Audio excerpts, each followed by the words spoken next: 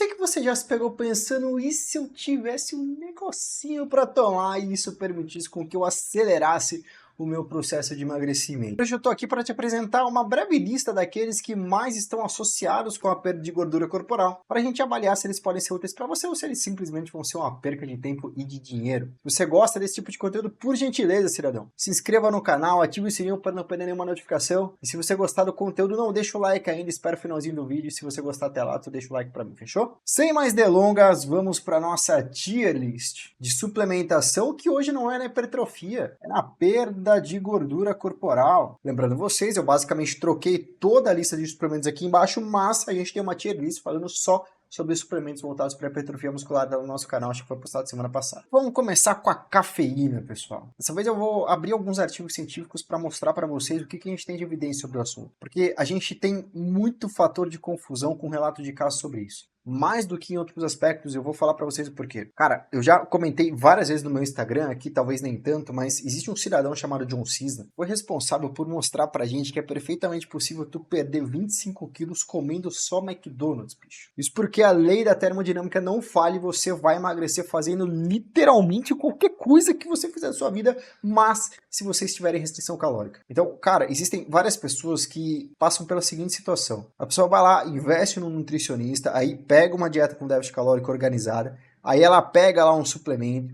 Pô, o fato de ela ter gasto com nutricionista, ter gasto com suplementos, faz com que ela fique mais motivada ainda, porque ela gastou um dinheiro para aquilo. E ela coloca muito foco naquela situação da dieta dela, ela consegue perder bastante gordura e na cabeça dela sempre tem uma cápsula, um comprimido mágico, né? Então ela vai associar tudo isso à cafeína. Porra, a cafeína é negociável, ela fez eu perder 15 quilos quando não foi. Perderia 15 quilos com ou sem ela. Mas vamos lá para as evidências então, pessoal. Sobre a cafeína, o Asker Delker, que é um puta de um pesquisador da nutrição esportiva, já fez um trabalho bastante interessante. Ele mostrou que quando tu toma a cafeína numa porção de 3 mg para cada quilo de peso corporal, ou seja, alguém de 70 quilos tomaria aqui 210 mg. Uma hora antes do treino, com um treino aqui de intensidade baixa para média, 52% de VO2 massa, consegue 27% a mais de queima de gordura corporal. Só que numericamente, isso reflete em 5 gramas para cada hora. Se a gente considerar que você tem uma queima 27% maior, mas que isso reflete em somente 5 gramas a mais por hora, vamos dizer que você treina 5 vezes por semana, vai ter então 25 gramas de gordura a cada semana, ou 100 gramas de gordura a mais queimadas por mês. Quanto será que isso é representativo de fato? Lembrando que esse é um estudo, tá, pessoal? A gente tem variações desses dados, dependendo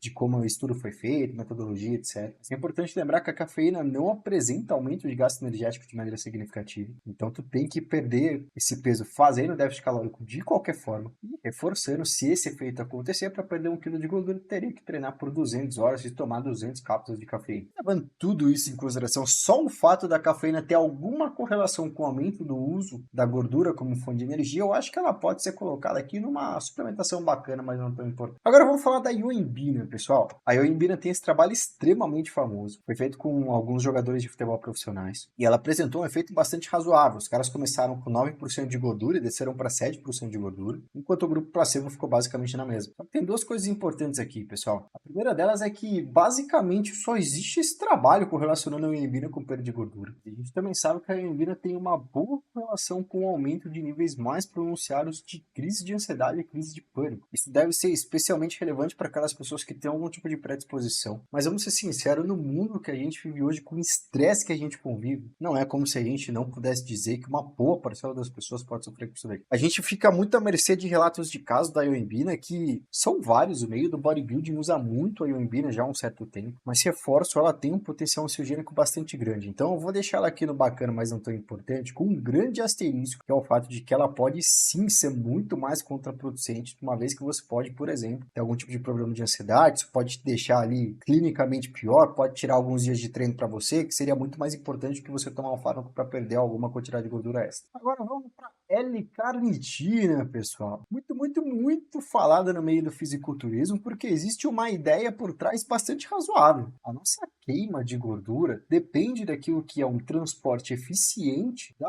gordura do citosol para dentro da matriz. E esse transporte é feito justamente pela carotina. Então, se essa carotina permitisse com que a gente tivesse um transporte mais eficiente através de suplementação, potencializando ainda mais esse processo, batata, a gente ia conseguir queimar mais gordura. O problema é que suplementar a carotina não parece ser eficiente o suficiente para aumentar os níveis de carotina dentro do nosso músculo. E se a gente não consegue aumentar a carotina no músculo, a gente não consegue levar ela para a mitocôndria e ela não vai conseguir exercer esse efeito. Então, ela tem uma baixa biodisponibilidade e, além disso, o transporte dela é limitado. O próprio Jelker, que a gente acabou de elogiar, diz no artigo dele que qualquer alegação sobre os efeitos da carotina na queima de gordura ou na perda de peso é infundada se a suplementação de carotina não for capaz de aumentar a concentração de carotina nos músculos. Ele até diz aqui que tu pode supostamente aumentar essa concentração de carotina no músculo se tu comer, junto com a suplementação, 94 gramas de carboidrato, que vai aumentar 400 calorias só para tu colocar possivelmente uma quantidade mais de carotina no teu músculo. Então, dado todas essas limitações, cara, a carotina é completamente inútil no processo de emagrecimento. Fala sobre termogênico, pessoal. Eu propositalmente deixei isso daqui porque eu sei que alguns de vocês já são mais lidos, mais estudados, mas ainda tem muita gente que associa termogênico como uma coisa mágica. Quando, na verdade, aqui no Brasil, o termogênico nada mais é do que uma cafeína com uma embalagem de caveira, de diabo, de demônio, de fogo, qualquer coisa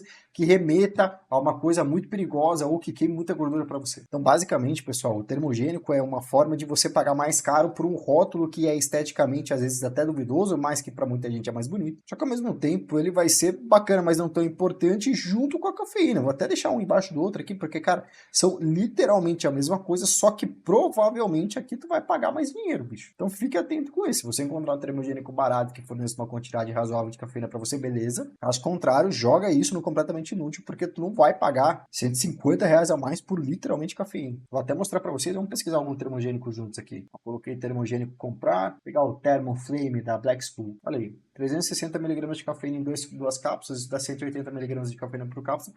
Não tem mais nada aqui. Mas o Thermoflame ainda vai lá, tá barato. Então aqui, beleza. Existem alguns suplementos, como por exemplo, a Vitafor tem o Thermoplus. E ó, máximo respeito à Vitafor. Só que produtos como esse, que tem complexos de vitaminas, praticamente, vitamina C, vitamina B, zinco, 300mg de beta-alanina, que não dá pra nada, fenilalanina, tirosina, ácido clorogênico, nada disso nessas quantidades tem evidência suficiente. Aí, de novo, eu nem sei se tem cafeína nesse produto aqui, tem cafeína natural, pelo que tá descrito, mas tá pagando R$100 por essa cafeína natural, quando tu poderia estar pagando R$30 no da Black School, por exemplo, que é só cafeína, por mais que ele diga que é termogênico. Sobre o chá verde em cápsulas, pessoal, esse daqui não é tão usado pelos jovens hoje em dia, né? Eu vejo uma galera um pouco mais velha usando chá verde em cápsulas, mas ainda assim existe um grande limitante aqui. A gente até tem algumas evidências correlacionando uma substância chamada catequina que está presente no chá verde com a perda de peso, emagrecimento, perda de gordura, mas o que a gente tem atualmente publicado, esse efeito é um tanto quanto pequeno. Eles falam que o chá verde pode ter um benefício mínimo nessa perda de peso. E obviamente, pessoal, a catequina presente no chá verde já tem uma variação por conta do chá verde.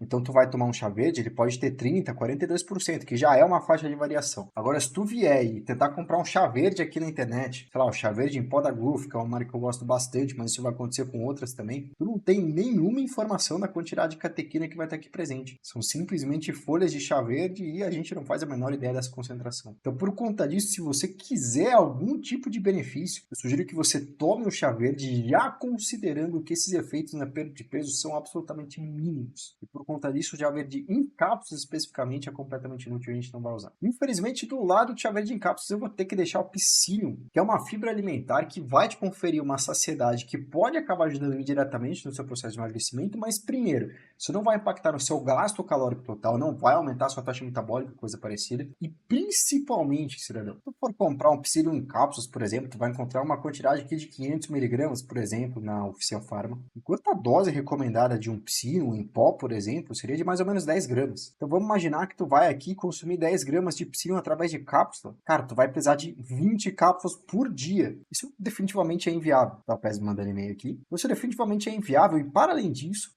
reforço com vocês, se acontecer algum efeito dessa suplementação de fibra na perda de peso, no emagrecimento, isso é um efeito indireto, não direto. Não existe nenhuma via que o psyllium possa ajudar você a queimar gordura ou qualquer coisa parecida com isso. Então, por conta disso, o psyllium é completamente inútil. Situação extremamente semelhante com a Chia Elise de hipertrofia, pessoal. Nada de suplemento na perda de gordura é bastante importante. Você vai ter basicamente dois compostos que são possivelmente mais impactantes no processo de perda de gordura, mas eles são mais impactantes comparados comparado a um monte de M que são a cantina, o chá verde em cápsulas, o psino, etc. A magnitude do efeito das substâncias aqui é muito pequena. Como a gente comentou, a cafeína vai ter um efeito tão pequeno como 5 gramas de gordura queimada adicionais a cada 1 hora, se de fato esse efeito acontecer, porque a gente tem evidências discrepantes sobre o assunto, não é todo artigo que encontra essa queima. Mas vamos ser positivo, vamos levar em consideração que a cafeína queima essas 5 gramas de gordura por hora, o que é pouco. E a ioimbina, eu fui até um pouco injusto, porque eu não posso dizer que é pouca queima de gordura, e nem que é muita queima de gordura, porque a gente de fato não sabe. A ioimbina tem um nível de evidência muito baixo na literatura. A gente fica à mercê de relatos de caso, e a gente tem na ioimbina muito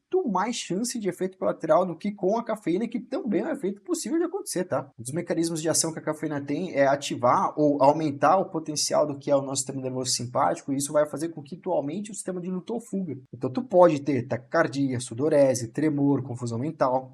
Só que a ioimbina tende a ter um potencial maior em relação a isso. E como a gente comentou, isso pode ser bastante contraproducente. Então, muito cuidado com o uso da ioimbina. Eu diria que a cafeína é o suplemento mais seguro dessa lista e o melhor custo-benefício também. Mas tu não pode ir para a cafeína esperando que ela vá queimar gordura para ti, cidadão. O que você precisa fazer é, por óbvio, uma restrição calórica que permita que você tenha adesão para tu conseguir sustentá-la por semanas, consequentemente obter o resultado que você está buscando. Se você gostou desse conteúdo, por gentileza, like, cidadão. E além disso, óbvio, se inscreva no nosso canal e ative o sininho para não perder mais nenhuma notificação, porque tem bastante coisa boa chegando por aí. Tamo junto, até breve, fui!